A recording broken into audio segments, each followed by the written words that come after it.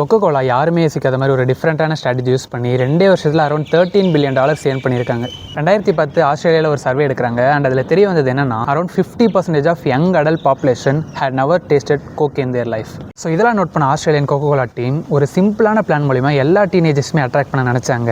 And அது என்னன்னா, அவங்க லோகோவை கோக்கில் பிரிண்ட் பண்ணுறதுக்கு பதிலாக share a Coke with Henry, share a Coke with Ben அப்படின்னு சொல்லிட்டு ஆஸ்திரேலியாவோட டாப் 150 நேம்ஸை பிரிண்ட் பண்ணாங்க. Which is 42% of their entire population. And இந்த பிளான் ஆஸ்திரேலியாவில் பயங்கரமாக சக்ஸஸ் ஆச்சு.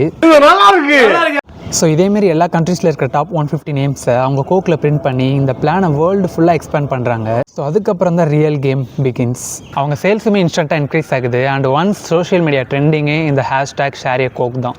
2010 வரையுமே அவங்க revenue $35.1 billion. And in 2012 it is $48 billion. So இங்கே ஜஸ்ட் நம்ம பேரை பிரிண்ட் பண்ணுறது மூலயமா நம்ம அந்த ப்ராடக்ட் கூட எமோஷனலாக கனெக்ட் ஆகிடுறோம். ஸோ இதையே யூஸ் பண்ணி அவங்க பில்லியன்ஸில் ரெவன்யூ ஜென்ரேட் பண்ணியிருக்காங்க.